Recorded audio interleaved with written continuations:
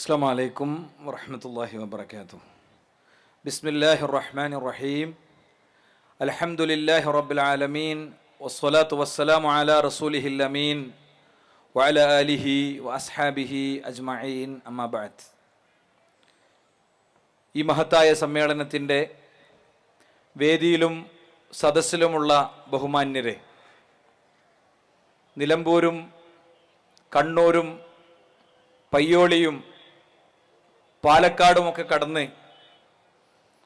മലപ്പുറം വെസ്റ്റിലെ ഈ പാടത്തെത്തുമ്പോൾ നമ്മുടെ family conference ഓരോ ദിവസവും അതിൻ്റെ വലിയ വളർച്ചയിലേക്ക് എത്തുന്ന മനോഹരമായ കാഴ്ചക്കാണ് നാം സാക്ഷിയാകുന്നത്. അള്ളാഹു നമ്മിൽ നിന്ന് ഇത് സ്വീകരിക്കുമാറാകട്ടെ എന്ന് പ്രാർത്ഥിക്കുകയാണ്. ഈ നഗരിയിലെത്തിയ മുഴുവൻ ആളുകളും ഇനി ഇവിടെ നടക്കുന്ന തുടർ സംസാരങ്ങൾ കേൾക്കണമെന്നത് വളരെ ബോധപൂർവം തീരുമാനിക്കുകയും പൂർണ്ണമായി കേൾക്കാനുള്ള സൗകര്യങ്ങളെയും സംവിധാനങ്ങളെയും ഉപയോഗപ്പെടുത്തുകയും ചെയ്യണമെന്ന് ഞാൻ അഭ്യർത്ഥിക്കുന്നു. കാരണം സാധാരണഗതിയിൽ നിരന്തരം നമ്മൾ ചർച്ച ചെയ്യുന്നതിൻ്റെ അപ്പുറത്ത് വളരെ ക്രമപ്പെടുത്തിയ ഒരു മൊഡ്യൂൾ ഇന്നത്തെ ദിവസത്തിനുണ്ട്. എൻ്റെ മേലുള്ള ഉത്തരവാദിത്വം കുടുംബം നേരിടുന്ന വെല്ലുവിളികളെ സംബന്ധിച്ച് പറയുക മാത്രമാണ്. പരിഹാരങ്ങൾ പിറകെ വരുന്ന സംസാരങ്ങളിൽ ഏറ്റവും അവസാനം നന്ദി പറഞ്ഞ് അവസാനിക്കുന്ന വാക്കുകൾ വരെ നീണ്ടു നിൽക്കുന്ന പരിഹാര മാർഗനിർദ്ദേശങ്ങളാണ് യഥാർത്ഥത്തിൽ വരാനിരിക്കുന്നത്. ഞാനൊരു കൊച്ചു കഥ കൊണ്ട് തുടങ്ങാം. അറേബ്യൻ കഥകളിലെ ഒരു കഥാപാത്രമാണ് ജുഹ. ഒരു ദിവസം ഒരു കഴുതയെ വാങ്ങി അദ്ദേഹം മടങ്ങുമ്പോൾ രണ്ട് കള്ളന്മാർ ആ കഴുതയിൽ കണ്ണുവെച്ചു. ജുഹ ഇങ്ങനെ കഴുതയെ ഇങ്ങനെ നയിച്ച് മുന്നോട്ട് പോവുകയാണ്. മുന്നിൽ കയറുണ്ട്. പിന്നിൽ വന്നൊരു കള്ളൻ ഈ കഴുതയെ അതിൽ നിന്ന് മെല്ലെ അഴിച്ചിട്ട് ആ കയർ അയാളുടെ കഴുത്തിലിട്ടു. ജുഹന്റെ പിന്നാലെ അങ്ങനെ നടന്നു. രണ്ടാമത്തെ ആൾ കഴുതയെയും കൊണ്ട് പോയി. വീട്ടിലെത്തി നോക്കുമ്പോൾ ഒരു മനുഷ്യനെയാണ് കാണുന്നത്. അപ്പൊ ജുഹ ആകെ കൺഫ്യൂസ്ഡ് ആയപ്പോൾ അയാൾ പറഞ്ഞു, ഞാൻ എൻ്റെ ഉമ്മയെ വളരെ ക്രൂരമായി ദ്രോഹിച്ച ഒരാളാണ്. അങ്ങനെ ഉമ്മന്റെ ശാപം കാരണമാണ് ഞാൻ കഴുതയായത്. അന്ന് എൻ്റെ ഉമ്മ പറഞ്ഞിരുന്നു, ജുഹ എന്ന് പറഞ്ഞ ഒരാൾ വന്നിട്ട് നിന്നെ വാങ്ങും, അയാൾ വാങ്ങുന്നതോടുകൂടെ നീ രക്ഷപ്പെടും. നിങ്ങൾ സാധാരണ എല്ലാ ദിവസവും വരാറുണ്ട്, അവിടെ മാർക്കറ്റിൽ വരാറുണ്ട്, നിങ്ങൾ എന്നെ ഒന്ന് വാങ്ങിയെങ്കിൽ എന്ന് ഞാൻ വിചാരിക്കും. പക്ഷെ ഇന്നാണ് അത് ഉണ്ടായത്. അപ്പൊ ജുഹക്ക് സന്തോഷമായി. ജുഹ അയാളെ തിരിച്ചയച്ചു. ഇനി മേലാൽ ഇങ്ങനെ ഉണ്ടാവരുതേ എന്ന് പറഞ്ഞു. അടുത്ത ദിവസം ചെന്നപ്പോൾ ജുഹന്റെ കഴുത അവിടെ തന്നെ നിൽക്കുന്നുണ്ട്. അപ്പൊ ജുഹന്റെ കഴുതയോട് ജുഹ പറഞ്ഞു, ഇന്ന് നിന്നെ തൽക്കാലം ഞാൻ വാങ്ങാൻ വിചാരിച്ചിട്ടില്ല, അന്ന് വിട്ടപ്പോൾ തന്നെ പറഞ്ഞാണ് ഇനി ഉമ്മാനോട് മോശമായി പെരുമാറരുത്, ഇങ്ങനത്തെ ശാപത്തിന് ഇടയാകരുത് എന്നത്. യഥാർത്ഥത്തിൽ എന്താണ് സംഭവിച്ചത് എന്ന് ജുഹക്കറിയില്ല. ഈ കഥയിലെ ജുഹമാരാണ് പലപ്പോഴും നമ്മളൊക്കെ. വെറുതെ ഞാൻ ഈ സദസ്സിനോടൊരു ചോദ്യം ചോദിക്കുകയാണ്. സാമൂഹ്യ മാധ്യമങ്ങളിലെ പുതിയ തലമുറ ഏറ്റവും കൂടുതൽ ഉപയോഗിക്കുന്ന ഒന്നാണ് ഇൻസ്റ്റഗ്രാം. ഇൻസ്റ്റഗ്രാം യൂസേഴ്സ് ഉണ്ടെങ്കിൽ ഒന്ന് കൈ പൊന്തിക്കുക. ഇൻസ്റ്റഗ്രാം യൂസേഴ്സ് വെറുതെ ഒന്ന് കൈ പൊന്തിച്ചോളൂ, എനിക്ക് എൻ്റെ ടോക്കിന് ഉപകാരപ്പെടാൻ വേണ്ടിയിട്ടാണ്.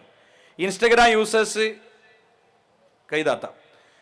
ഞാൻ പറയുന്നു, ഈ മഹാസമ്മേളന നഗരിയിൽ ഇരുന്ന് നമ്മളൊരു 2 കിലോമീറ്റർ അപ്പുറത്തുള്ള എന്തെങ്കിലും കാര്യം നമ്മൾ അറിയുന്നുണ്ടോ? വേണ്ട 500 മീറ്റർ അപ്പുറത്തുള്ള എന്തെങ്കിലും കാര്യം നമ്മൾ അറിയുന്നുണ്ടോ? ഇതേപോലെയാണ് നമ്മുടെ കുട്ടികൾ ഉപയോഗിക്കുന്ന സാമൂഹ്യ മാധ്യമങ്ങളും അവരുടെ ചർച്ചകളുടെ മേഖലകളുമൊക്കെ. നമ്മൾ പലപ്പോഴും അവിടെ എന്തെല്ലാം സംഭവിക്കുന്നു എന്ന് പോലും അറിയാത്ത വിധമുള്ള വല്ലാത്തൊരവസ്ഥയിലൂടെയാണ് പോകുന്നത്. ലോകത്തിന്റെ എല്ലാ തലത്തിലുമുള്ള ഗതിവിഗതികളെ നിയന്ത്രിക്കുന്നിടത്ത് സ്ക്രീനിന് വലിയ റോളുണ്ട്. ഒന്നുമല്ലാത്ത വ്യക്തികളെ ഭരണാധികാരങ്ങളിലേക്ക് എത്തിച്ചിട്ടുണ്ട്. വെറും ചായക്കച്ചവടക്കാരനായിരുന്നു എന്ന് പറഞ്ഞ വ്യക്തി രാജ്യത്തിന്റെ ഏറ്റവും ഉന്നത വിധാനങ്ങളിൽ വിശ്വപൗരനാകും വിധം, അയാൾക്ക് ക്ഷേത്രം നിർമ്മിക്കും വിധം അയാളെ ഉയർത്തിക്കൊണ്ടുവന്നിട്ടുണ്ട്. അപ്പൊ സ്വാഭാവികമായും നമ്മുടെ കുട്ടികളുടെ, നമ്മുടെയൊക്കെ കയ്യിൽ തുടർച്ചയായി നമ്മൾ ഉപയോഗിക്കുന്ന സ്ക്രീനുകൾ, ആ സ്ക്രീനിൽ പ്രത്യക്ഷപ്പെടുന്ന പലതും അവരുടെ നിലപാടുകളെയും കാഴ്ചപ്പാടുകളെയും മാറ്റിമറിക്കുന്നു എന്നത് ഒരു സ്വാഭാവിക സംഭവമാണ്. എന്താണ് സംഭവിക്കുന്നത്? നോർമലൈസ് ചെയ്യുക എന്നതാണ് സംഭവിക്കുന്നത്. എന്താ നോർമലൈസ് ചെയ്യുക എന്ന് പറഞ്ഞാൽ? ഇപ്പൊ നമ്മുടെ വീട്ടിൽ ഒരാളെ കിഡ്നി പോയി എന്ന് വിചാരിക്കുക. കിഡ്നി പോയി, അയാളെ വയറ് വീർത്ത്, അയാളുടെ മൂത്രം കെട്ടി അയാൾ ആർത്തു വിളിക്കുമ്പോ അയൽപ്പക്കത്തെ ആളുകളൊക്കെ ആദ്യത്തെ ദിവസങ്ങളിലൊക്കെ ഓടി വരും. പിന്നെ പതിയെ അയൽവാസികൾ ആ കരച്ചിൽ കേൾക്കുമ്പോ വെയ്യായിട്ട് കരയായിരിക്കും, പടച്ചോനെ ഹൈറാക്കി കൊടുക്കുന്ന തിരിഞ്ഞു കിടക്കാൻ തുടങ്ങും. പതിയെ വീട്ടിലെ മറ്റു റൂമുകളിലെ ആളുകളും അങ്ങനെ ആയി തുടങ്ങും. അവസാനം അയാളുടെ ഭാര്യയോ ഭർത്താവോ അങ്ങനെ ആരെങ്കിലും ഒരാൾ, അവർക്കും ഇതിനോടൊക്കെയുള്ള തീവ്രത പതിയെ കുറഞ്ഞു വരും. അഥവാ ഒരു കാര്യം കുറെ തവണ കാണുകയും അനുഭവിക്കുകയും ചെയ്യുമ്പോൾ അതുമായിട്ടുള്ള നമ്മുടെ ഒരു മാനസിക നില അങ്ങനെ അങ്ങോട്ട് റെഡിയായി പോകുന്ന സാഹചര്യത്തെയാണ് നോർമലൈസ് ചെയ്യുക എന്നതുകൊണ്ട് നമ്മൾ ഉദ്ദേശിക്കുന്നത്. നമ്മുടെ പുതിയ തലമുറ റീലുകൾ നിരന്തരം കണ്ടുകൊണ്ടിരിക്കുകയാണ്, തീരുന്നില്ല. റീലുകൾ ഇങ്ങനെ സ്ക്രോൾ ചെയ്യുമ്പോൾ ഒന്നിൽ നിന്ന് ഒന്നിലേക്ക് പോവാണ്. രണ്ട് സെലിബ്രിറ്റികൾ അവർ വ്യത്യസ്ത രീതിയിൽ ഡ്രസ് ചെയ്യുന്നു, അവർ വ്യത്യസ്ത കാര്യങ്ങൾ പറയുന്നു, അവർ പലതും സംസാരിക്കുന്നു, അത് 10,000-ങ്ങളിലേക്ക് എത്തുന്നു. അതുപോലെ ഇതൊക്കെ കാണുന്ന അവരുടെ ഫ്രണ്ട്സിന്റെ ഇടയിലെ ചർച്ചകൾ, സിലബസുകൾ, അത് പഠിപ്പിക്കുന്ന അധ്യാപകർ, ഇവരൊക്കെ ഏറ്റവും ശക്തമായി അതിന്റെ ഒക്കെ നടുവിലാണ് നമ്മുടെ കുട്ടികൾ ജീവിക്കുന്നത് എന്ന ബോധ്യം നമുക്ക് വേണം. പലപ്പോഴും ഇവിടെ എന്റെ മുമ്പ് സംസാരിച്ച നമ്മുടെ സ്റ്റുഡൻസിന്റെ ഭാരവാഹി കൂടിയായ ഈ ജില്ലയുടെ സ്റ്റുഡൻസിന്റെ ഉത്തരവാദിത്വത്തിൽ കൂടെയുള്ള നമ്മുടെ സഹപ്രവർത്തകൻ പറഞ്ഞ 2 വാക്യങ്ങൾ ശ്രദ്ധിച്ചിട്ടുണ്ടാകും. ലിബറലിസവും ഫെമിനിസവും. ഏതോ യൂറോപ്പിലുള്ള, കേരളത്തിൽ ഒറ്റപ്പെട്ട ഏതോ 4 ആളുകളുടെ തലയിലുള്ള ഒരു സാധനത്തെ കുറിച്ചാണ് ഈ സംസാരിക്കുന്നത് എന്ന് ഒരുപക്ഷെ നമ്മളൊക്കെ ബബിളുകൾക്കുള്ളിൽ ജീവിക്കുന്നത് കൊണ്ട് നമുക്ക് ചിലപ്പോഴൊക്കെ അങ്ങനെയാണ് തോന്നുക. എന്താണ് നമ്മുടെ കുട്ടികൾക്കിടയിൽ സംഭവിക്കുന്നത്? 6 കാര്യങ്ങളാണ് എൻ്റെ സംസാരത്തിന്റെ സമയത്തിൽ നിന്നുകൊണ്ട് പറയുന്നത്. പ്രശ്നങ്ങളെ മാത്രമാണ് ഞാൻ അഡ്രസ് ചെയ്യുന്നത്. പരിഹാരങ്ങൾ പറയാൻ ബഹുമാനരായ നമ്മുടെ പണ്ഡിതന്മാരും നേതൃത്വവുമുണ്ട്. മൊഡ്യൂൾ അങ്ങനെയാണ് നമ്മൾ സെറ്റ് ചെയ്തിട്ടുള്ളത്. ഒന്നാമത്തത്, കുട്ടികളെയൊക്കെ ഉള്ളിലേക്ക് കൊടുക്കുന്ന ഒരു മെസ്സേജ് ജീവിതം ആഘോഷിക്കാനുള്ളതാണ്. ജീവിതം ഏറ്റവും ശക്തമായി സെലിബ്രേറ്റ് ചെയ്യാനുള്ളതാണ്. അതുകൊണ്ട് തന്നെ ഒരുപാട് ബാധ്യതകളും ചുമതലകളും ഒന്നും ഏറ്റെടുക്കാൻ പോകണ്ട. കാഴ്ച കൊണ്ട്, കളി കൊണ്ട്, ചിരി കൊണ്ടൊക്കെ സന്തോഷിക്കണം. എവിടെയാണെങ്കിലും പാട്ട് കേട്ടാൽ കുട്ടികൾ ഇങ്ങനെ താളമെടുക്കുന്നത് നമുക്ക് കാണാൻ കഴിയും. DJ മ്യൂസിക് സദസ്സുകൾ ഇന്ന് വ്യാപകമാണ്. അപ്പോൾ ആഘോഷിക്കുകയാണ് വേണ്ടത്, ജീവിതം സന്തോഷിക്കുകയാണ് വേണ്ടത്, റിസ്കുകളൊന്നും എടുക്കേണ്ടതില്ല എന്നൊരു തത്വമാണ്. ഈ തത്വം എങ്ങനെ ചിലർ പ്രസംഗിക്കും, ചിലതൊരു ഷോർട്ട് മെസ്സേജ് ആയിരിക്കും, ചിലതൊരു റീലായിരിക്കും. അതിങ്ങനെ നിരന്തരം വരുമ്പോ ഞാൻ നേരത്തെ പറഞ്ഞ കിഡ്നി രോഗിയോടുള്ള സമീപനം പോലെ ഇതിലേക്ക് പതിയെ നമ്മുടെ കുട്ടികൾ എത്തുകയാണ്. നോക്കൂ, നിങ്ങൾ ഒരു വാഹനാപകടം നടന്നെടുത്ത് ആ വാഹനാപകടം കണ്ട് വണ്ടി ഡ്രൈവ് ചെയ്ത ആൾക്കാർ പോവാണ്. എന്താണ് അവിടെ ഇറങ്ങി അയാളെ സഹായിക്കണമെന്ന് തോന്നാത്തത്? ലിബറലുകൾ ഇവിടെ കൃത്യമായി പഠിപ്പിക്കുന്ന ഒരു കാര്യം, അയൽവാസി പട്ടിണി കിടക്കുകയാണെങ്കിൽ ആ പട്ടിണി കിടക്കുന്ന വ്യക്തിക്ക് ഭക്ഷണം കൊടുക്കുക എന്നുള്ളത് അയൽക്കാരന്റെ ഉത്തരവാദിത്തമല്ല എന്നാണ്. ഇതൊക്കെ ആരെങ്കിലും എവിടെയെങ്കിലും പ്രസംഗിച്ചതല്ല. മറിച്ച് ഇത്തരം വാദങ്ങളുള്ള ചില വ്യക്തികൾ അവർ ഈ സമൂഹത്തിൽ ഉണ്ടാക്കിക്കൊണ്ടിരിക്കുന്ന പരിക്ക് കാണണമെങ്കിൽ ഈ കോൺഫറൻസ് ഓർഗനൈസ് ചെയ്ത് ഇതിന്റെ വീഡിയോ 24 മണിക്കൂർ കഴിയുമ്പോൾ എത്തുന്നതിലേറെ വലിയ റീച്ചിലേക്ക് ഇത്തരം വ്യക്തികളുടെ സംസാരങ്ങൾ എത്തുകയാണ്. നമ്മൾ അവിടെ അല്ലാത്തത് കൊണ്ട് നമ്മളത് അറിയുന്നില്ല എന്ന് മാത്രം. നമ്മുടെ സഹപ്രവർത്തകൻ വിസ്ഡം സ്റ്റുഡൻസിന്റെ ഭാരവാഹി അബ്ദുള്ള ബാസിൽ ഈ പറയുന്ന ഇതിന്റെ ഏറ്റവും വലിയ ആളെടുത്ത് പോവുകയും അദ്ദേഹത്തെ വളരെ കൃത്യമായ ചില ചോദ്യങ്ങളിലൂടെ ഉള്ളിലെ അജണ്ടകൾ പൊതുസമൂഹത്തിന് കിട്ടും വിധം വിഷയം കൈകാര്യം ചെയ്യുകയും ചെയ്തിട്ടുണ്ട്. ആ ഒരു വീഡിയോ ദൃശ്യത്തിലേക്കാണ്. പട്ടിണി കിടക്കുന്നവരുടെ പട്ടിണി മാറ്റൽ നമ്മുടെ ഡ്യൂട്ടി അല്ല, റേഷൻ കടകൾ അതിനുള്ളതാണ് എന്ന് അദ്ദേഹം പറയുന്നത് നിങ്ങൾ കേൾക്കുക. അയൽവാസി പട്ടിണി കിടക്കുന്നു, ഞാൻ അതിൽ ഇടപെടേണ്ട കാര്യമേ ഇല്ല. അതിനെയാണ് സിസ്റ്റം. ഓക്കെ, അതിന് സിസ്റ്റം ഉണ്ട് ഇവിടെ. അതിന് നിങ്ങൾ അതിൽ ഇടപെടേണ്ട യാതൊരു കാര്യമില്ല. എന്നാ നമ്മുടെ വീടിന്റെ മുന്നിലെ കുഴി, റോട്ടിലെ കുഴി നമ്മൾ അടക്കലില്ല. കാരണം എന്താ? അതൊക്കെ PWDന്റെ ഡ്യൂട്ടിയാണെന്നാണ്. അല്ല, ഇവിടുത്തെ ഗവൺമെന്റ് സിസ്റ്റത്തിന്റെ ഡ്യൂട്ടിയാണ്. അതെവിടെയോ നമ്മൾ അങ്ങനെ മനസ്സിലാക്കി വെച്ചിട്ടുണ്ട്.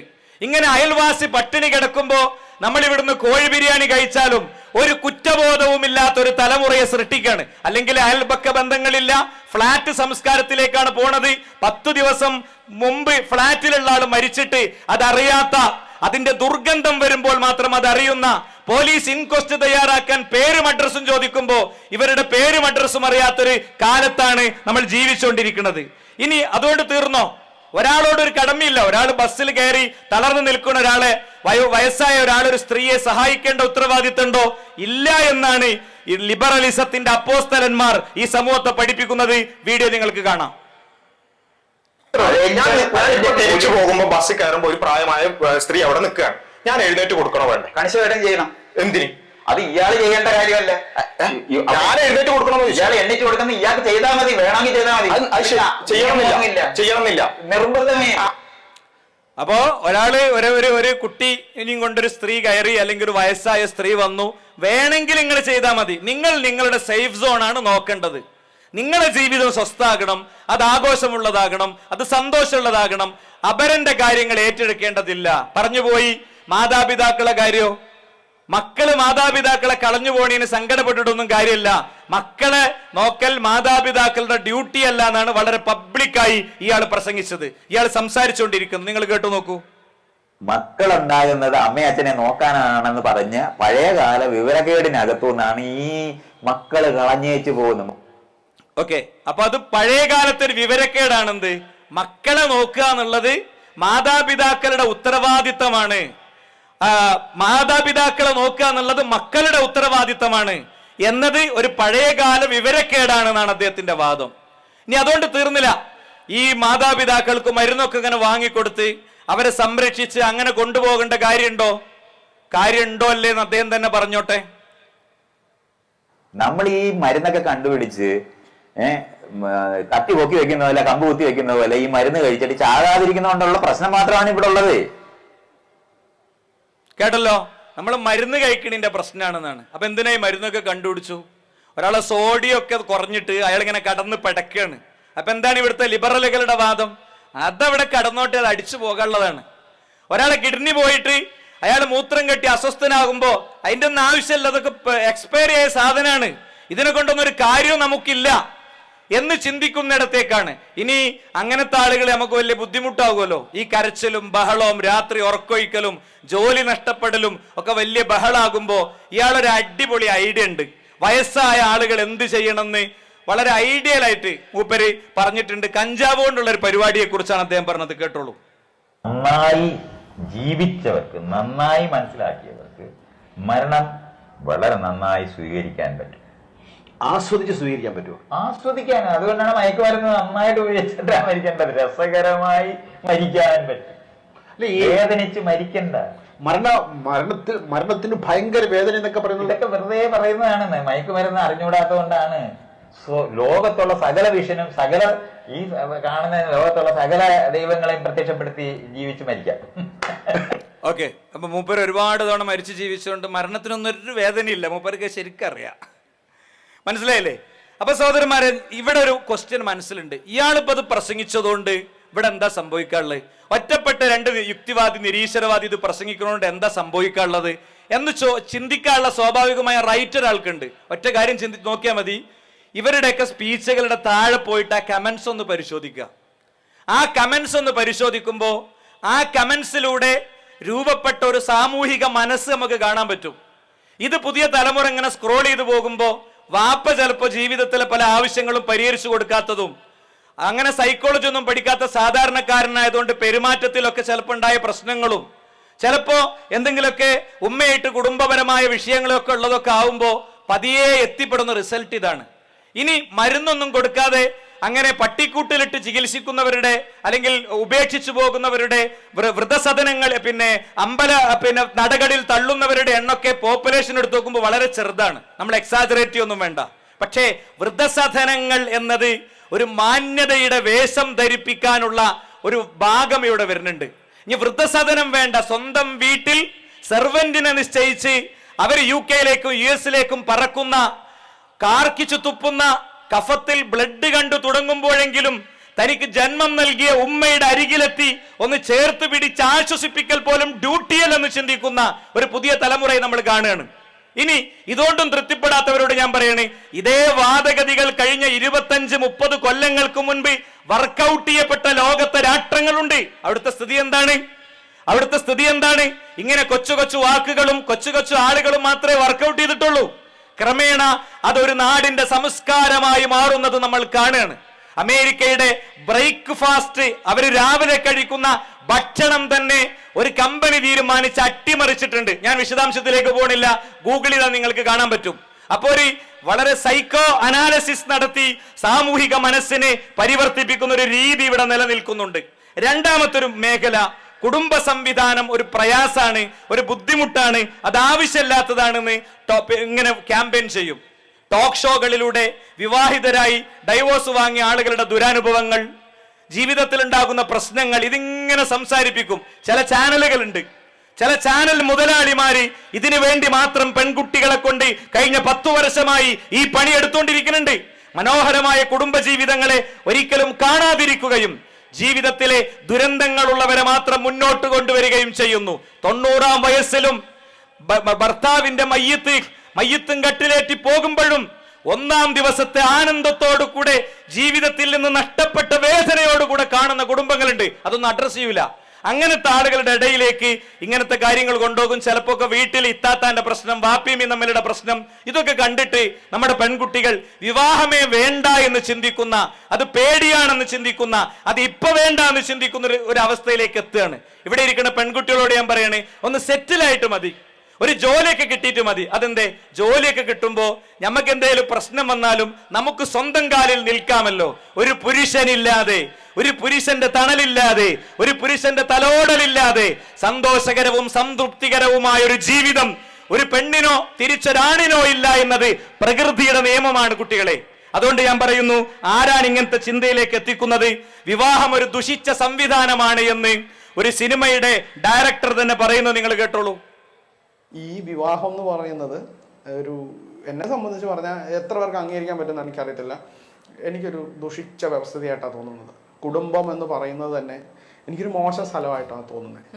അവിടെ ആർക്കും സ്വാതന്ത്ര്യമില്ല. അതായത് ഇയാൾ പറയുന്ന സ്വാതന്ത്ര്യം എന്താണെന്ന് ഇനി കേൾക്കണം. അവിടെ ആർക്കും സ്വാതന്ത്ര്യം ഇല്ല എന്ന് പറയുമ്പോൾ ഇയാൾ പറയുന്ന സ്വാതന്ത്ര്യം എന്താണെന്ന് നിങ്ങൾ കേൾക്കണം. അഥവാ വേലി ചാടാനുള്ള സ്വാതന്ത്ര്യമല്ല. ഒരു ഭാര്യ ഉണ്ടായിരിക്കെ വേറൊരാളുമായി ബന്ധമുണ്ട് എന്ന് ഭാര്യ അറിഞ്ഞ ആകെ പ്രശ്നമാണ്. അതാണ് ഇപ്പൊ അസ്വാതന്ത്ര്യം. കേട്ടോളൂ. ഇപ്പം എക്സ്ട്രാ മാരിറ്റൽ അഫെയർ എന്ന് പറയുന്ന ഒരു സംഗതി, ഞാൻ ഒരാളെ കൊന്നു എന്ന് വന്ന് എൻ്റെ പാർട്ട്ണറുടെ അടുത്ത് പറയുമ്പോൾ എനിക്ക് അങ്ങനെ സംഭവിച്ചു പോയെന്ന് പറഞ്ഞാൽ ചിലപ്പോൾ പാർട്ട്ണർ പറയായിരിക്കും, സാരമില്ല, നമുക്ക് ഇതിൽ രക്ഷപ്പെടാനുള്ള കാര്യങ്ങൾ ആലോചിക്കാം. ഇതേ പാർട്ട്ണറുടെ അടുത്ത് ഞാൻ ഒരാളെ സ്നേഹിക്കുന്നു എന്ന് പറഞ്ഞാൽ ഇതേ പാർട്ട്ണർ ചിലപ്പോൾ നമ്മളെ കൊല്ലും. അതാണ് മൂപ്പരെ പ്രശ്നം. അപ്പൊ ഇയാളുടെ കുടുംബജീവിതത്തിലെ അനുഭവം എങ്ങനെ ആയതുകൊണ്ട് മൊത്തം അങ്ങനെ വിചാരിച്ചു വെച്ചിരിക്കുകയാണ്. ഒരു വണ്ടി എടുത്ത ഒരാൾ വണ്ടി എടുത്ത് ഓടിച്ചു, ആ വണ്ടി ഇടിച്ചു. വേറെ വണ്ടി എടുത്തപ്പോൾ അതും ഇടിച്ചു. വേറെ വണ്ടി എടുത്തപ്പോൾ അതും ഇടിച്ചു. അപ്പൊ വണ്ടി ഓടിക്കുക എന്ന് പറയുന്നത് ആവശ്യമില്ലാത്തൊരു കാര്യമാണ് എന്ന ഉത്തരത്തിലേക്ക് അല്ലല്ലോ എത്തേണ്ടത്. വണ്ടി ശരിക്കും ഓടിക്കണ ആയിരക്കണക്കിന് മനുഷ്യന്മാരുണ്ടല്ലോ. അതുകൊണ്ട് ഇയാൾ ഉണ്ടാക്കിയ സിനിമകളൊക്കെ ഇങ്ങനത്തെ ടാർഗറ്റ് വെച്ചിട്ടാ. അതുകൊണ്ട് ഇയാൾ പറയുന്നുണ്ട്, വളരെ ഫ്രസ്ട്രേറ്റഡ് ആയി കഴിയണേ 10 ഫാമിലികൾ എന്റെ സിനിമ കണ്ടിട്ട് ഡൈവോഴ്സ് ആയി എന്ന് വന്നാൽ എനിക്ക് അതാണ് ഇഷ്ടം എന്ന് അദ്ദേഹം പറയട്ടെ.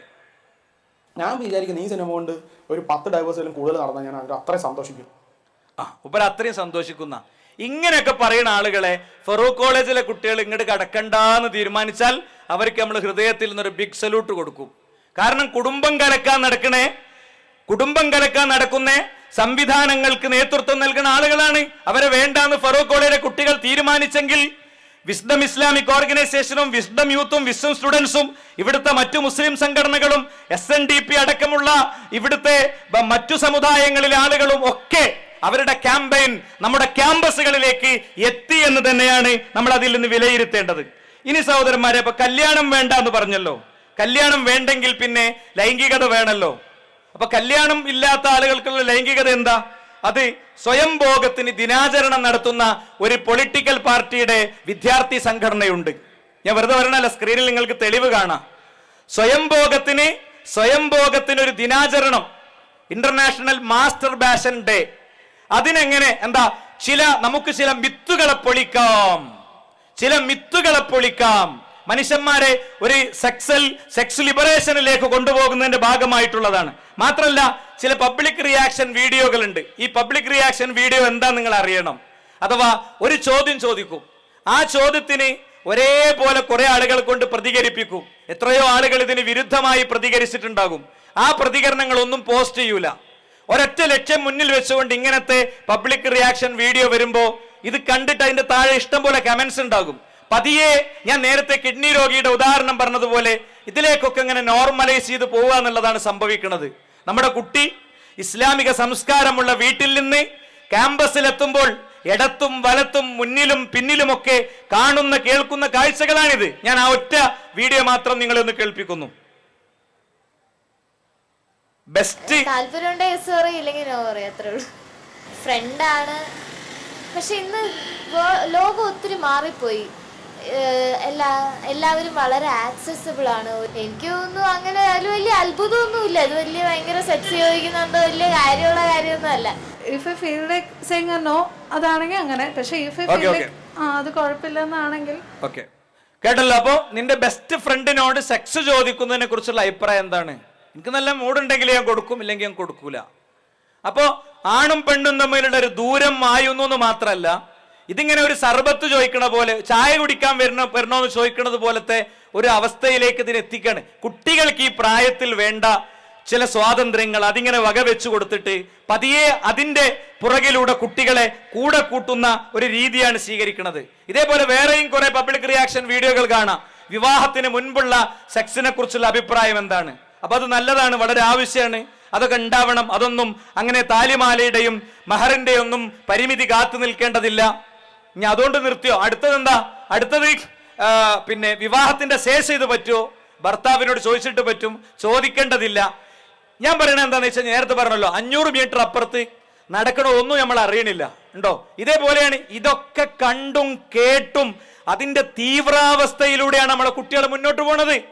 എന്നിട്ട് കോളേജൊക്കെ കഴിഞ്ഞതിന്റെ ശേഷം ആണാണെങ്കിലും പെണ്ണാണെങ്കിലും വാപ്പി ഉമ്മി എല്ലാവരും കുടുംബം ആലോചിച്ച കല്യാണത്തിന് അവർ ഇരുന്ന് തരുമ്പോ അവർക്ക് നമ്മൾ ആ വിവാഹവേദിയിൽ വെച്ച് അവാർഡ് കൊടുക്കണം എന്നാണ് ഞാൻ പറയുന്നത്. വാപ്പി ഉമ്മി വന്നിട്ട് മോനും അതേപോലെ തന്നെ ഈ കുട്ടിക്കും അവാർഡ് കൊടുക്കുന്ന അവസ്ഥ ഉണ്ടാകണം എന്നാണ് ഞാൻ പറയുന്നത്. അത്രയും ഭീകരമായ സാഹചര്യമാണ് യഥാർത്ഥത്തിൽ നടക്കുന്നത്. ഇനി ഇതൊക്കെ ആരാ പറയാ? അത്രയും ജനങ്ങൾക്ക് ഇൻഫ്ലുവൻസ് ഉള്ള ആളുകളാണ്. വിവാഹത്തിലൂടെ അല്ലാതെ ലൈംഗികതയ്ക്ക് സംവിധാനം വേണമെന്ന് ആവശ്യപ്പെടുന്നത് കേരളത്തിന്റെ പ്ലാനിംഗ് കമ്മീഷന്റെ തന്നെ ഭാഗമായിരിക്കുന്ന ഒരു വ്യക്തിയാണ്. നിങ്ങൾ കണ്ടു നോക്കൂ. എനിക്കൊരു ഭാര്യയെ കൂടെ കൊണ്ടു നടക്കാനോ പോറ്റാനോ ഉള്ള ഒരു ചുറ്റുപാടില്ല. ഞാനൊരു വിവാഹത്തിന് തയ്യാറല്ല. പക്ഷെ എനിക്ക് സെക്സ് ആവശ്യമായിട്ട് വരുന്നുവെങ്കിൽ ഞാൻ എന്ത് ചെയ്യണം പറയും? ശരിയാണ്. അതിന് ഒരു സാഹചര്യം സൊല്യൂഷൻ ഫോർ ദാറ്റ്. ഇതിനുള്ള സൊല്യൂഷൻ കറക്റ്റ് ഉണ്ട്. ഇത് കല്യാണം കഴിക്കാൻ തോന്നുന്നില്ലെങ്കിൽ ഒന്നുകിൽ സെക്സ് വേണ്ടി വരില്ല. ഇനി വേണ്ടിയിട്ടും തോന്നുന്നില്ലെങ്കിൽ അതൊരു മാനസിക പ്രശ്നമാണ്, അത് ട്രീറ്റ് ചെയ്യണം. ഇനി സാമ്പത്തികമാണ് വിഷയമെങ്കിൽ അത് സമൂഹം നോക്കണം. അതുകൊണ്ടാണ് ഇസ്ലാം പറഞ്ഞ അൻകിഹുൽ അയാമ മിൻകും വസ്വാലിഹീന എന്ന ആയത്തിലൂടെ നിങ്ങൾ വിവാഹം കഴിപ്പിച്ചു കൊടുക്കൂ, നിങ്ങൾ അവരെ വേണ്ട കാര്യങ്ങൾ ചെയ്തു കൊടുക്കൂ. ഇയകുനു ഫുഖറാ യുഗ്നികുമുല്ലാഹ് എന്നൊക്കെ വിശുദ്ധ ഖുർആൻ പറഞ്ഞത് ആ തത്വത്തിലാണ്. പക്ഷേ ഇവിടെ ഇദ്ദേഹം കൊണ്ടുപോണത് എങ്ങോട്ടറിയോ? ഇദ്ദേഹം കൊണ്ടുപോണത് ഇത് പതിയെ യൂറോപ്പിന്റെ ഒരു കൾച്ചർ ഉണ്ട്. ആരും വിവാഹം കഴിക്കണില്ല, പൊതുവെ ആരും വിവാഹത്തിന് തയ്യാറാവില്ല. കാരണം സ്ത്രീക്ക് വേണ്ടി വലിയ അവകാശവാദങ്ങൾ ഉന്നയിച്ചു വന്നവർ വലിയ നിയമങ്ങൾ ഉണ്ടാക്കി. ഡൈവോഴ്സ് ചെയ്യുകയാണെങ്കിൽ പുരുഷന്റെ സമ്പാദ്യത്തിന്റെ പാതി പെണ്ണിന് കൊടുക്കണം എന്നൊക്കെ നിയമമുള്ള യൂറോപ്യൻ രാജ്യങ്ങളുണ്ട്. അപ്പം എന്ത് ചെയ്യൂല? ആരും കല്യാണത്തിന് പോകൂല. കാരണം കല്യാണം കഴിഞ്ഞ് 2 മാസം കഴിഞ്ഞിട്ട് ഡൈവോഴ്സ് വാങ്ങിപ്പോയാൽ അവനാൻ ഓരോരുത്തരും പാപ്പരാകും എന്നറിയാം. അതുകൊണ്ട് ഇങ്ങനെ ജീവിക്കും. ഇവർക്ക് സെക്സ് കിട്ടൂല, ആണിനും കിട്ടൂല സെക്സ്, പെണ്ണിനും കിട്ടൂല. അപ്പൊ തെരുവ് വേണ്ടി വരും. ഹക്കീമി എന്ന് പറയുന്ന ലോക ഫുട്ബോളർ, അദ്ദേഹം ഒരു വിവാഹം കഴിച്ചപ്പോ അദ്ദേഹത്തിന്റെ പാർട്ട്ണർ ഡൈവോഴ്സ് വാങ്ങിപ്പോയി. വലിയ സമ്പന്നനല്ലേ, ഇഷ്ടംപോലെ കിട്ടുമെന്ന് വിചാരിച്ചിട്ട്. പക്ഷെ അദ്ദേഹത്തിന്റെ സമ്പാദ്യം മുഴുവൻ ഉണ്ടായിരുന്നത് അദ്ദേഹത്തിന്റെ ഉമ്മന്റെ പേരില്ല. റിക്കാർഡിക്കൽ ഇയാളൊരു മഹാദരിദ്രനാണ്. കോടതി കുറച്ചുകൂടി സമ്പന്നയായ ഭാര്യയുടെ സ്വത്ത് ഇങ്ങോട്ട് കൊടുക്കാൻ പറഞ്ഞു. ഞാൻ പറയുന്നത് ഈ യൂറോപ്യൻ തെരുവുകളിൽ എന്താ നടക്കുന്നത്? നമുക്കൊക്കെ അറിയുന്ന ഒരു ജഡ്ജി അദ്ദേഹം കണ്ടൊരു കാഴ്ച പറയുന്നുണ്ട്, കേട്ടു നോക്കൂ നിങ്ങൾ. അവിടെ ഓൾഡ് സ്ട്രീറ്റ് എന്ന് പറയുന്ന ഒരു സ്ട്രീറ്റ് ഉണ്ട്. അപ്പോൾ അത് യഥാർത്ഥത്തിൽ ഏതാണ്ട് ഒരു റെഡ് സ്ട്രീറ്റ് എന്ന് പറയുന്നതിന് തുല്യമാണ്. അപ്പോൾ അത് കാണാനായിട്ട് ഞങ്ങൾ രണ്ടുപേരും കൂടെ നടന്നിങ്ങനെ പോയി. പോകുമ്പോഴെല്ലാം കാണുന്നത് ഇതിന്റെ സൈഡിലെല്ലാം വലിയ കണ്ണാടിപ്പെട്ടികൾ നിർത്തിയേക്കാണ് കേട്ടോ. അതിനകത്ത് അണ്ടർ ഗാർമെന്റ്സ് അത്യാവശ്യം മാത്രം ധരിച്ചേക്കുന്ന ചെറുപ്പക്കാരികളായ സുന്ദരികൾ, അവര് സ്പെസിമെൻ പോലെ ഇങ്ങനെ വെച്ചേക്ക്, വലിയ കണ്ണാടി കൂട്ടി വെച്ചേക്കാണ്. അതിനടുത്ത് അകത്തോട്ട് കയറിപ്പോൻ വഴിയുണ്ട്. അതായത് ആവശ്യക്കാർ അതിലേക്ക് കയറിപ്പോക്കണം. ഓക്കെ, അപ്പൊ ഇത് അവിടുത്തെ ഒരു കാഴ്ചയാണ്. ഈ കാഴ്ച കേരളത്തിന്റെ തെരുവുകളിലേക്ക് വന്നുകൂടാന്നാണ് നമ്മൾ പറയുന്നത്. ഈ കാഴ്ച കേരളത്തിന്റെ തെരുവുകളിലേക്ക് വന്നുകൂടാ. പെണ്ണിന് മാത്രമാണ് നഷ്ടം, പെണ്ണിന് വേണ്ടിയാണ്. ആണും പെണ്ണും അടുത്തിരുന്ന് ആകാശം ഇടിഞ്ഞു പൊളിഞ്ഞു വീഴുമെന്നാണ്. ആണിനൊരു നഷ്ടമല്ല, നഷ്ടം പെണ്ണിനാ. ലിവിങ് ടുഗദർ, കല്യാണമൊന്നും കഴിക്കാതെ ഫിലിമുകളിലൂടെ ഇങ്ങനെ ഒരു കോളേജിൽ ജീവിക്കുന്നു, രണ്ടാൾ ഒന്നിച്ച് ജീവിക്കുന്നു, ഒരു റൂം എടുക്കുന്നു, ദാരിദ്ര്യവും പ്രയാസമൊക്കെ സഹിച്ച് ഭയങ്കര മനോഹരമായി ജീവിക്കുന്നു. കാണുമ്പോൾ നമ്മളെ കുട്ടികൾക്ക് ഈ റിയൽ ജീവിതങ്ങളാണ് യാഥാർത്ഥ്യം എന്ന് തോന്നുകയാണ്. നഷ്ടായിരിക്കാം, അവനൊരു നഷ്ടമുള്ള അവനെ ഒഴിവാക്കിയിട്ട് പോയാൽ മതി. എവിടെയും നഷ്ടം പെണ്ണിനാണ്. പെണ്ണിനെ കുരുക്കുന്ന ഇത്തരം തത്വങ്ങളുമായി പോവാണ്. എന്നാൽ കേരളത്തിൽ ഇതുപോലത്തെ സ്ട്രീറ്റുകൾ വേണമെന്ന് പബ്ലിക് റിയാക്ഷൻ വീഡിയോ എടുക്കുന്നിടത്തേക്ക് നമ്മുടെ ആളുകൾ എത്തിയിട്ടുണ്ട്. കേരളത്തിൽ നൈറ്റ് ലൈഫുകൾ തുടങ്ങി. തിരുവനന്തപുരത്ത് സർക്കാർ തന്നെ ഇടപെട്ട് പകല് പോലെ ജീവിക്കാൻ, യൂറോപ്പിന്റെ കൾച്ചറാണ് നൈറ്റ് ലൈഫുകൾ. രാത്രിയിൽ അങ്ങനെ എന്താ പറയാ, പിന്നെ കാപ്പിയും കുടിച്ച് കള്ളും കുടിച്ച് പിന്നെ വിവസ്ത്രകളായ സ്ത്രീകളുടെ കൂടെ അങ്ങനെ ഇരിക്കുന്ന കാഴ്ചകൾ യൂറോപ്പിൻ്റെതാണ്. അത് ടൂറിസത്തിന്റെ പേരിൽ, ബാക്കിയുള്ള കാര്യങ്ങളുടെ പേരിൽ, ഇന്റർനാഷണൽ നിലവാരത്തിന്റെ പേരിൽ നമ്മുടെ നാട്ടിലേക്ക് നിലവിൽ അത് എത്തി, നൈറ്റ് ലൈഫ് എത്തി. ഇനി എന്താ എത്തേണ്ടത് സെക്സ് സ്ട്രീറ്റുകൾ വേണമെന്നാണ്. പബ്ലിക് റിയാക്ഷൻ വീഡിയോക്കുള്ള പ്രതികരണം നിങ്ങളൊന്ന് കേട്ടു നോക്കൂ. ആവശ്യമുണ്ട്, കാരണം വളരെ സെക്ഷലി ഫ്രസ്ട്രേറ്റഡ് ആയിട്ടുള്ള ഒരു കമ്മ്യൂണിറ്റിയാണ് ഇപ്പോൾ ഇവിടെ ഉള്ളത്. ആവശ്യമുണ്ടെന്നാണ് എന്റെ നിഗമനം. ഇല്ലീഗലായിട്ട് നടക്കുന്ന കാര്യം. ഇതൊക്കെ ഒറ്റപ്പെട്ട കുറച്ച് ആൾക്കാരുടെ അഭിപ്രായം മാത്രമാണ്, വെറും ഒറ്റപ്പെട്ട ആൾക്കാരുടെ അഭിപ്രായം. പക്ഷെ ആ അഭിപ്രായത്തെ എന്ത് ചെയ്യും, ഇതിന്റെ താഴെയുള്ള കമന്റ്സ് ഇങ്ങനെ പരിശോധിച്ചാൽ മൊത്തം ഇങ്ങനെ തോന്നും നമുക്ക്, എന്ത് ഇതെല്ലാവർക്കും ഈ അഭിപ്രായം ഉണ്ടോ, അത് ഭയങ്കര ഒരു പ്രശ്നത്തിക്കാണല്ലോ പോണത്. ക്രമേണ ഇത് അങ്ങനെയാണ് എത്തുക. അപ്പൊ ഇത് എത്തുന്നു എന്നത്, ഇങ്ങനത്തെ ഒരു സാഹചര്യം ഉണ്ട് എന്നത് ലോകത്തോട് വിളിച്ചു പറയാന്നുള്ളത് വളരെ പ്രധാനമാണ്. ഇനി ഇതുകൊണ്ട് തീർന്നോ? സ്വവർഗഭോഗം മറ്റൊന്നാണ്. വീഡിയോ ഞാൻ ഇവിടെ കാണിക്കണില്ല. സ്വവർഗഭോഗം ആവശ്യമാണോ, ചെയ്തിട്ടുണ്ടോ എന്നൊക്കെ ചോദിക്കുമ്പോ അത് ആവശ്യമാണെന്നാണ്. നോക്കൂ നിങ്ങൾ. അതേപോലെ പീഡോഫീലിയ ചെറിയ കുട്ടികളെ ഉപയോഗിക്കുന്ന കാര്യം. ഈ പീഡോഫീലിയ പറയുമ്പോൾ ഒരു കേസ് പോലും കേരളത്തിലില്ലല്ലോ നമുക്ക് ചിന്തിക്കാം. കഴിഞ്ഞ 20 വർഷം മുമ്പ് കേരളത്തിൽ സ്വവർഗാനുരാഗവും ഏറ്റവും മ്ലേച്ഛമായ കാര്യമായിട്ടാണ് നമ്മൾ പരിഗണിച്ചത്. യൂറോപ്പ് അത് ചർച്ച ചെയ്യുമ്പോൾ സ്വവർഗാനുരാഗം, ആണും കല്യാണം കഴിക്കുക, പെണ്ണും കല്യാണം കഴിക്കുക, അത് ഏറ്റവും മോശമായിട്ടാണ് നമ്മൾ കണ്ടത്. പക്ഷെ അവസാനം ഇന്ത്യയുടെ കോടതി, സുപ്രീം കോടതി സ്വവർഗാനുരാഗ വിവാഹങ്ങൾ പെർമിറ്റ് ചെയ്തുകൊണ്ടുള്ള നിയമം പാസാക്കുന്നിടത്തേക്ക് ആ ആക്ടിവിസം എത്തി. എന്നാൽ പിൽക്കാലത്ത് കഴിഞ്ഞ ഏതാനും മാസങ്ങൾക്ക് മുൻപ് അത് പിൻവലിക്കുന്നിടത്തേക്കും എത്തി. അപ്പൊ ഏത് കാര്യവും, നേരത്തെ സ്വവർഗാനുരാഗ, ഇപ്പോ പീഡോഫീലിയ, ചെറിയ കുട്ടികളെ ലൈംഗികാവശ്യത്തിന് ഉപയോഗിക്കുക എന്ന് പറയണേ, ആ കാര്യം അത് നിയമവിധേയമാക്കണം. കാരണം അവർക്ക് അതിലൂടെ മാത്രമേ സെക്സ് പൂർത്തിയായി കിട്ടുള്ളൂ എന്ന അവകാശവാദങ്ങൾ യൂറോപ്പ് ശക്തമായിട്ട് ഉന്നയിക്കുന്നു. നമ്മളെ നാട്ടിൽ അത് അംഗീകരിക്കുന്നവരുണ്ട്. ഞാനതിനെ വിമർശിക്കുന്നില്ല എന്ന് പറയുന്ന ആയിരങ്ങൾ വ്യൂസ് ഉള്ള ഇവരുടെ ബുദ്ധിജീവികളുണ്ട്. ഞാൻ ആ ക്ലിപ്പിലേക്ക് നിലവിൽ പോകുന്നില്ല. മറ്റൊന്നെന്താ അറിയോ, മൂന്നാമത്തെ ഒരു വിഷയം, മക്കൾ ഭയങ്കര ബുദ്ധിമുട്ടാണെന്നാണ്. നേരത്തെ പറഞ്ഞ ആൾ എന്നെ പറഞ്ഞോട്ടെ, മക്കൾ ഭയങ്കര ബുദ്ധിമുട്ടാണ് എന്നാണ്. സമ്മതത്തോടു കൂടിയുള്ള ലൈംഗിക ബന്ധത്തോടെ ഒരു കാരണവശാലും എതിർക്കേണ്ട കാര്യമില്ല. അടുക്കള ജോലി എന്ന് പറഞ്ഞ പോലെ അതിന്റെ എത്രയോ ഇരട്ടി പാടുള്ള പണിയാണ് കുഞ്ഞുങ്ങളെ വളർത്തുക എന്ന് പറയുന്നത്. ഇതെന്നാണ് ഈ പിള്ളേരെ വളർത്തുന്നതിന്റെ നമുക്ക് മോചനമുള്ള കുടുംബം എന്ന് പറഞ്ഞ വ്യവസ്ഥയിൽ നിൽക്കുമ്പോൾ, 2 മക്കളുണ്ട്, അവരുമായിട്ട് എനിക്ക് ഇമോഷണലി ഞാൻ അറ്റാച്ച്ഡ് ആണ്. പക്ഷെ ഫിസിക്കലി എന്തോരം ജോലികൾ ഞാൻ ചെയ്യുന്നുണ്ട്. അത് ഞാൻ ഭയങ്കര സന്തോഷിച്ചിട്ടൊന്നും അല്ല ചെയ്യുന്നത്. കാരണം നമ്മൾ ഇവർക്ക് ചെയ്തു കൊടുക്കേണ്ട ഒരു കടമാന്നൊക്കെ ഉള്ള രീതിയിലാണ്.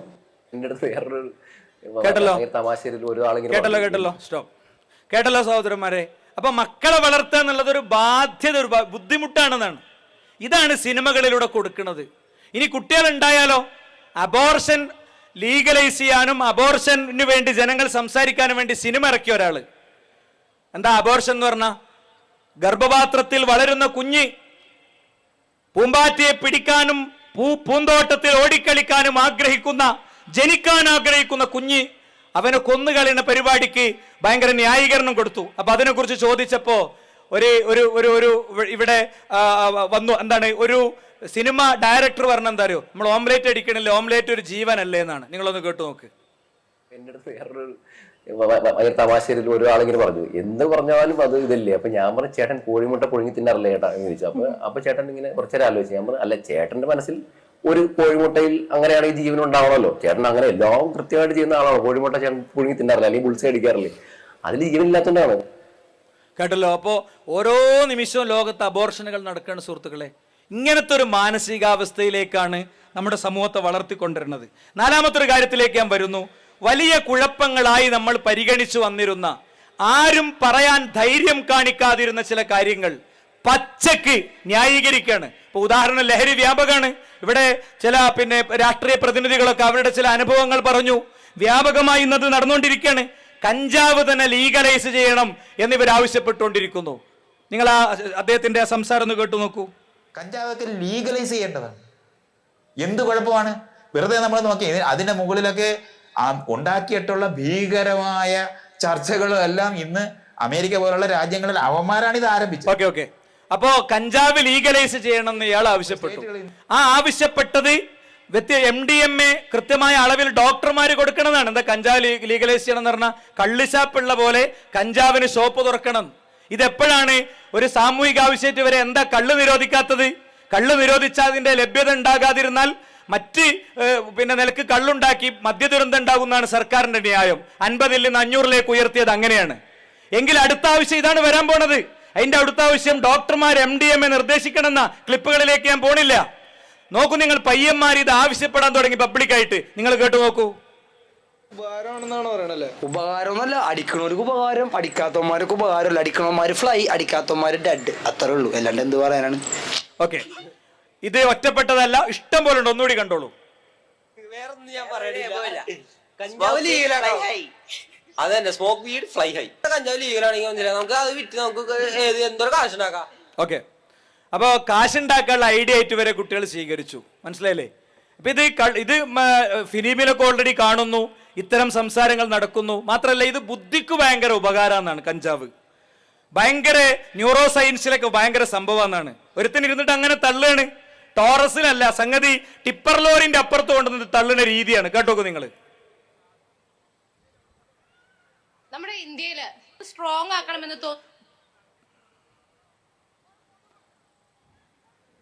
കഞ്ചാവ് ലീഗലൈസ് ചെയ്യപ്പെട്ട നാടുകളിൽ നിന്നുള്ള കാഴ്ചയാണ്. ആ ക്ലിപ്പ് ഞാൻ ഒഴിവാക്കുന്നു. കഞ്ചാവ് ലീഗലൈസ് ചെയ്യപ്പെട്ട നാടുകളിൽ നിന്ന് അമേരിക്കയിലെ 24 സ്റ്റേറ്റിലുണ്ടെന്ന് പറഞ്ഞത് കാണിച്ചു കൊടുക്കും. അമേരിക്കയിലെ 24 സ്റ്റേറ്റിലുണ്ട് എന്ന് പറഞ്ഞത് അമേരിക്കയിലെ തെരുവുകളാണ്. നിങ്ങൾക്ക് സ്ക്രീനിൽ കാണാൻ പറ്റുന്നതാണ് ഞാൻ വിചാരിക്കുന്നത്. കണ്ടോ, 24 സ്റ്റേറ്റിൽ കഞ്ചാവ് ലീഗലൈസ് ചെയ്തുകൊണ്ട് യൂറോപ്പ് നോക്കികളാണ്. എന്ത് യൂറോപ്പിലേക്ക് നോക്കിയിട്ടാ പറയാ. ഇത്തരം ആളുകൾ നമ്മുടെ കുട്ടികൾ അവരെ കേട്ടുകൊണ്ടിരിക്കുന്നു. നമ്മുടെ റീലുകളിലും ഫിലിമുകളിലും ഇത് നിരന്തരം വരുന്നു. ജീവിതം ഒന്നേ ഉള്ളൂ എന്നവർ പഠിപ്പിക്കുന്നു. യോലോ ലൈഫ് എന്താ? You only lives one. നീ ഒരിക്കൽ മാത്രമേ ജീവിക്കുള്ളൂ. അതുകൊണ്ട് അടിച്ചു പൊളിച്ച് ജീവിക്കണമെന്ന ഒരു തത്വത്തിലേക്ക് എത്തുന്നു. മതം ഒരു പരിമിതിയാണ് എന്നുള്ളിടത്തേക്ക് കുട്ടികളെ എത്തിക്കുന്നു. മതം കുറെ അന്തമില്ലായ്മയാണ്, അത് 6-ാം നൂറ്റാണ്ടാണെന്ന് പറയുന്നു. ഇവിടുന്നും ബുഖാരിന്ന് ഇവിടുന്നൊക്കെ മുറിച്ചെടുത്ത ചില സാധനങ്ങൾ കാണിച്ചു കൊടുക്കുന്നു, കുട്ടികളെ കൺഫ്യൂഷൻ ആക്കുന്നു. അതുകൊണ്ട് ഇവിടെ അതിശക്തമായ ഒരു സമരമാണ് നമ്മൾ പ്രഖ്യാപിച്ചിട്ടുള്ളത്. ടീൻ സ്പേസുകളിലൂടെ കുട്ടികൾക്ക് ഇതിന്റെ വെളിച്ചം കൊടുത്തു. കുടുംബങ്ങളെ ഒന്നിച്ചുകൂട്ടി ഇത്തരം എല്ലാത്തരം പ്രശ്നങ്ങളെയും ബോധ്യപ്പെടുത്താൻ നമ്മൾ ഫാമിലി കോൺഫറൻസുമായി മുന്നോട്ട് പോകുന്നു. ഇതിന്റെ ഏറ്റവും വലിയ ഇരകൾ യുവാക്കളാണ്. അതുകൊണ്ട് യുവത്വത്തിന് വലിയ ഉത്തരവാദിത്തങ്ങളും ചുമതലകളും സമ്മാനിച്ചുകൊണ്ട് കേരള യൂത്ത് കോൺഫറൻസ് സഹോദരന്മാരെ തൊട്ടടുത്ത ദിവസങ്ങളിൽ നടക്കുകയാണ്. ഫെബ്രുവരി 10-11 തീയതികൾ നമ്മുടെ മുന്നിലെത്തിയിരിക്കുന്നു. 11-ാം തീയതി വൈകുന്നേരം 4 മണിക്ക് ആരംഭിച്ച് രാത്രി 9-9:30 കൂടെ ക്രമീകരിക്കുന്ന രീതിയിൽ വിപുലമായ ഒരു കോൺഫറൻസ് നടക്കുകയാണ്. 10-ാം തീയതി പ്രത്യേകം നിശ്ചയിക്കപ്പെട്ട പ്രദേശത്ത് നമ്മുടെ സഹപ്രവർത്തകർ വന്നുകൊണ്ടുള്ള പ്രോഗ്രാം ആയിരിക്കും ഉണ്ടാവുക. അപ്പോ ഇതിലേക്ക് പരമാവധി നാട്ടിലെ ചെറുപ്പക്കാരെ കണ്ടെത്തുകയും അവരെ വിളിക്കുകയും ക്ഷണിക്കുകയും കൊണ്ടുവരികയും ചെയ്യുന്ന ദൗത്യത്തിലേക്ക് നമ്മൾ പോകണം. ഫാമിലി കോൺഫറൻസിന്റെ തുടർച്ചയായി വരും ദിവസങ്ങളിൽ ഫൈദാ ഫറഗത ഫൻസബ് വൈലാ റബ്ബിക ഫർഗബ്, നിന്റെ റബ്ബിലേക്ക് ആഗ്രഹിച്ചുകൊണ്ടും പ്രാർത്ഥിച്ചുകൊണ്ടും പ്രതീക്ഷിച്ചുകൊണ്ടും അധ്വാനിക്കുകയെന്ന മഹാദൗത്യം